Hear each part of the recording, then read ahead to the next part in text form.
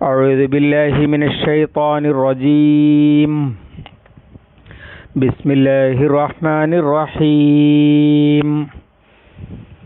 فأتبعهم فرعون بجنوده فغشيهم من اليم ما غشيهم وأضل فرعون قومه وما هدى. صدق الله العظيم. സൂറത്തു ത്വാഹ 78:9. ഫഅത്ബഅഹും, അപ്പോൾ അവരെ പിന്തുടർന്നു ഫിർഔൻ ബിജുനൂദിഹി, അവൻ്റെ സൈന്യവുമായിട്ട്.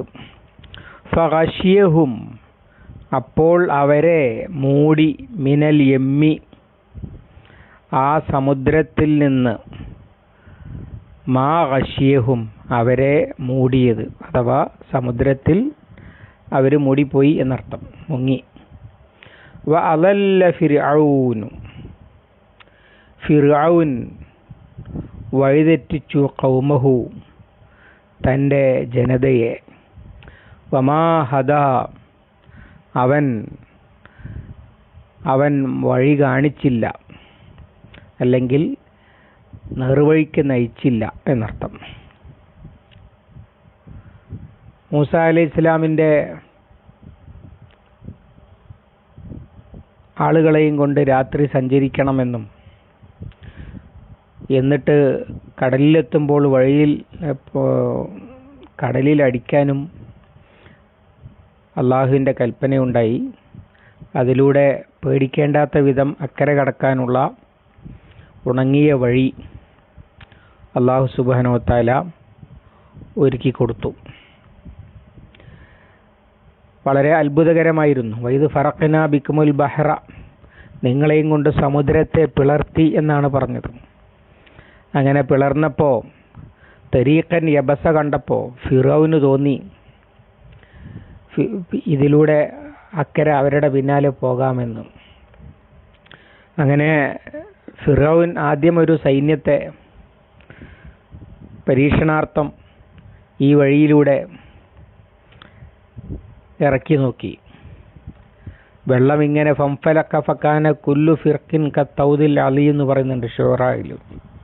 സമുദ്രം പിളർന്നിട്ട് രണ്ട് പിളർപ്പും വലിയ കെട്ടിടം പോലെ ഇങ്ങനെ മാറി നിൽക്കുകയാണ്, അല്ലെങ്കിൽ വലിയ പിരമിഡ് പോലെ.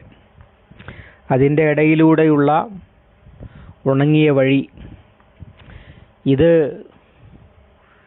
ഇതുവരെയുള്ള മുഅ്ജിസത്തുകൾ ഓരോന്ന് വരുമ്പോഴും അത് നീക്കിക്കിട്ടാൻ മൂസ അലൈഹി ഇസ്ലാമിനെ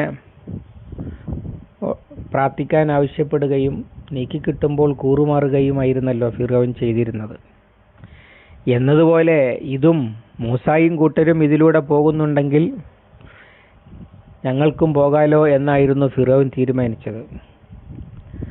അങ്ങനെ തീരുമാനിച്ചിട്ട് ആദ്യം ഒരു വിഭാഗത്തെ വിട്ടു. അവർക്ക് പ്രത്യേകിച്ച് കുഴപ്പമൊന്നുമില്ല, മറ്റവരുടെ പിന്നാലെ പോകുന്നുണ്ട് എന്നറിഞ്ഞപ്പോൾ ഫിർഔനും അവൻ്റെ മൊത്തം മൂസാ നബി അലൈഹി ഇസ്ലാമിൻ്റെ പിന്നാലെ പോന്നിട്ടുള്ള സൈന്യവും ഒന്നടങ്കം അവരുടെ പിന്നാലെ സമുദ്രത്തിലേക്ക് ഇറങ്ങി.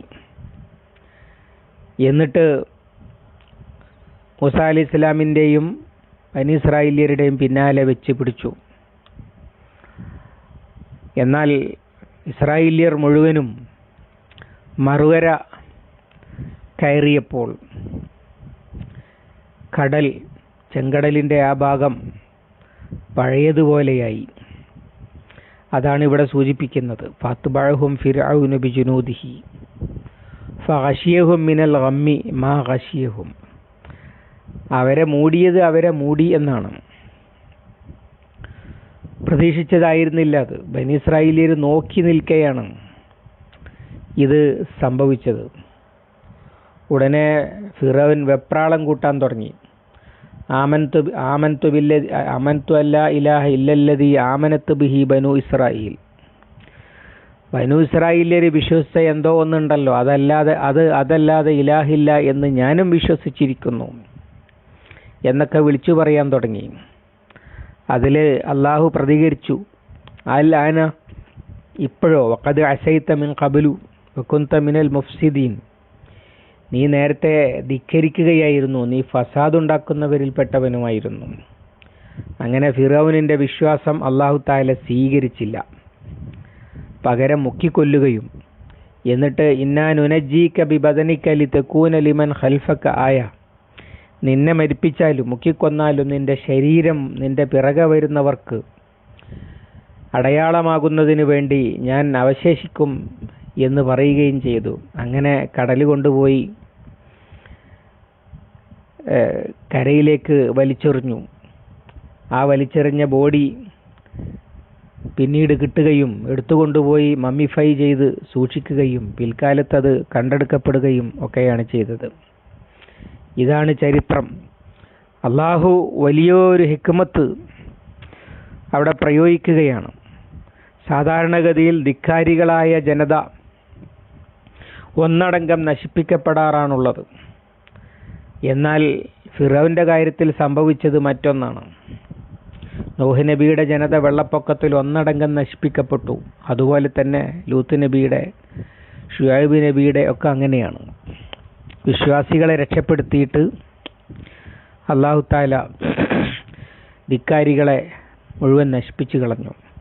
എന്നാൽ ഫിറൗനിൻ്റെ കാര്യത്തിൽ അള്ളാഹുവിൻ്റെ നിലപാട് മറ്റൊന്നാണ്. അവിടെ രക്ഷപ്പെടുത്തുന്നവരിലും സത്യം അംഗീകരിക്കാത്തവരുണ്ട്. മൂസ അലൈഹിസ്സലാമിൻ്റെ കൂടെ ചെങ്കടൽ കടന്ന് രക്ഷപ്പെട്ടവരുടെ കൂട്ടത്തിൽ സാമിരിയുണ്ട്. ക്ഷേത്രത്തിനടുത്തുകൂടെ പോകുമ്പോൾ വിഗ്രഹം ചോദിച്ചവരുണ്ട്. പക്ഷേ അവർ പീഡിതരായതുകൊണ്ട് അവരൊരു വേള ഫിറൗനിൻ്റെ ചിന്താഗതിയൊക്കെ ജീവിതത്തിൽ പകർത്തിയ ആളുകളാണ്. തികഞ്ഞ ഭൗതികന്മാരും അതുപോലെ തന്നെ ഷിർക്കും കുഫറുമൊക്കെയായിട്ട് നടന്നവരുമാണ്. പക്ഷേ അവർ പീഡിതരായതുകൊണ്ട്, പിന്നെ മൂസ അലൈഹിസ്സലാം വിളിച്ചാൽ അവർ പോകാൻ സന്നദ്ധരായതുകൊണ്ടും അവരെ അല്ലാഹു തആല രക്ഷപ്പെടുത്തി, ഫിറൗനിൻ്റെ പിടുത്തത്തിൽ നിന്ന്, അതുപോലെ ചെങ്കടലിൽ നിന്നും. എന്നാൽ ഫിറൗനിൻ്റെ നാട്ടുകാരുണ്ടല്ലോ, അവരെ അല്ലാഹു തആല ശിക്ഷിച്ചില്ല. കാരണം അവർ ഫിറൗനിനെ സമ്മതിക്കുന്നത് അവർക്ക് വേറെ നിവൃത്തിയില്ലാത്തത് കൊണ്ടാണ്.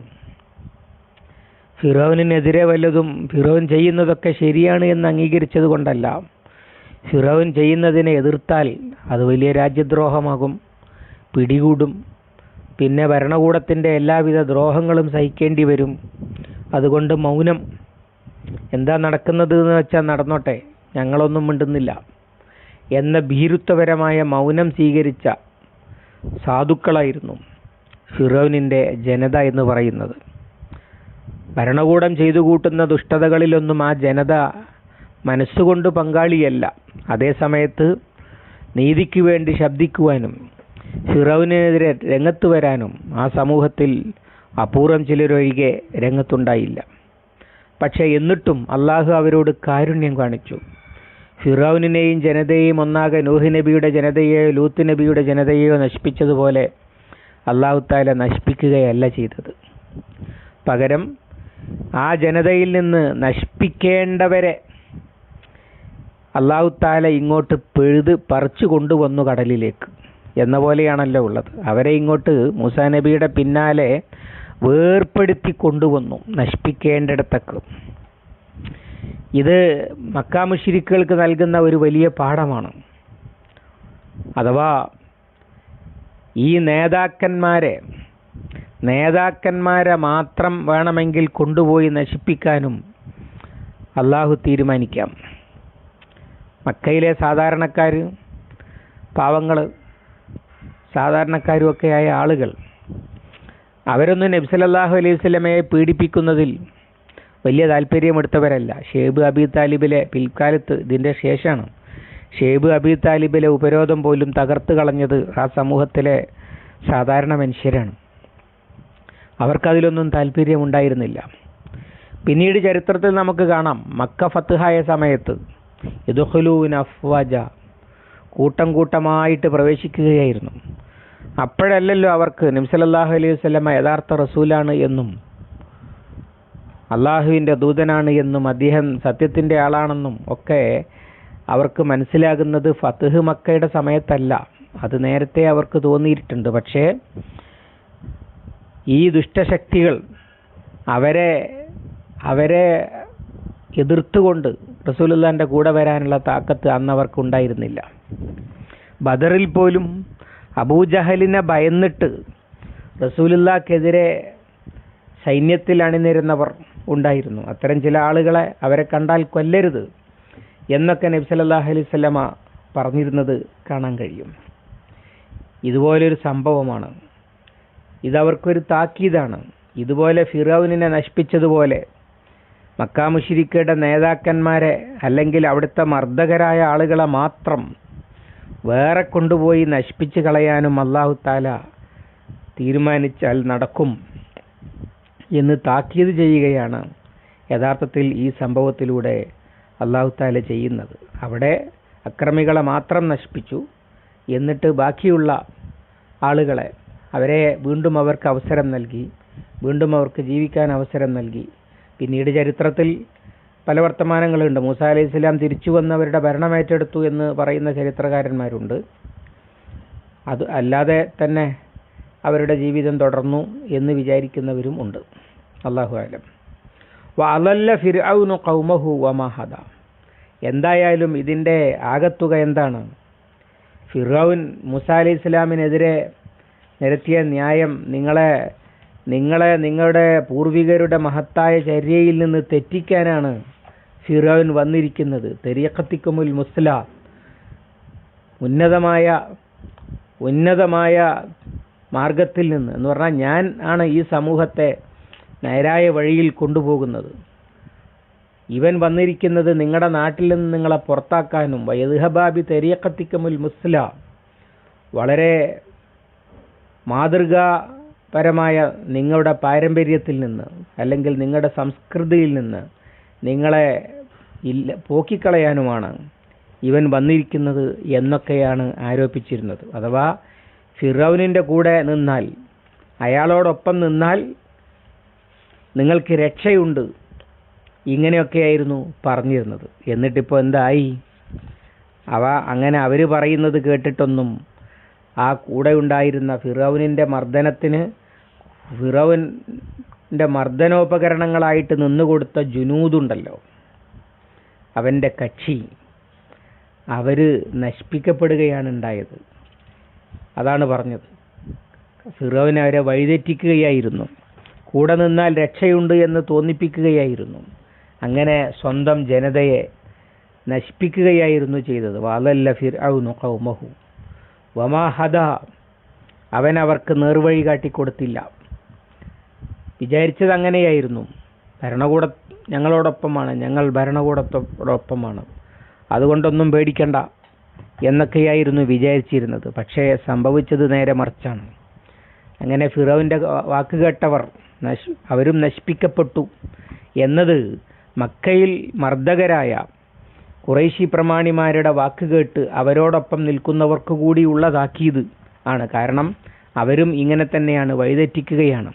ബദറിൽ കൊല്ലപ്പെട്ട് കിടക്കുന്ന അബൂജഹലിനെ നോക്കിയിട്ട് നബി സല്ലല്ലാഹു അലൈഹി വസല്ലമ പറയുന്നുണ്ട്, ഫിർഔനു ഹാദിഹിൽ ഉമ്മ. ഇക്കാര്യങ്ങളൊക്കെ മനസ്സിലാക്കാൻ വേണ്ടിയാണ് ഈ കഥ പറയുന്നത്, അല്ലാതെ വെറുതെ കഥ പറയാൻ വേണ്ടി പറയുകയല്ല. അല്ലാഹു സുബ്ഹാനഹു വ തആല പരിശുദ്ധ ഖുർആൻ ശരിയായി പഠിക്കാൻ, പാഠങ്ങൾ ഉൾക്കൊള്ളാൻ, ജീവിതത്തിൽ പകർത്താൻ, സമൂഹത്തിൽ പടർത്തുവാൻ നമുക്ക് തൗഫീഖ് നൽകി അനുഗ്രഹിക്കുമാറാവട്ടെ. അല്ലാഹുമ്മ അല്ലിംനാ മാ യൻഫഉനാ വൻഫഅനാ ബിമാ അല്ലംതനാ റബ്ബനാ സിദ്നാ ഇൽമൻ വഫഹ്മൻ വദിഖത്തൻ വനദറ. അല്ലാഹുമ്മ ജഅലിൽ ഖുർആന റബീഅ ഖുലൂബിനാ വനൂറ സുദൂരിനാ വജലാഅ ഹുസ്നിനാ وذهاب همنا وغمنا ربنا تقبل منا إنك أنت السميع العليم وتب علينا إنك أنت التواب الرحيم واغفر لنا يا غافر المذنبين وصلى الله على محمد وعلى آله وصحبه وسلم والحمد لله رب العالمين.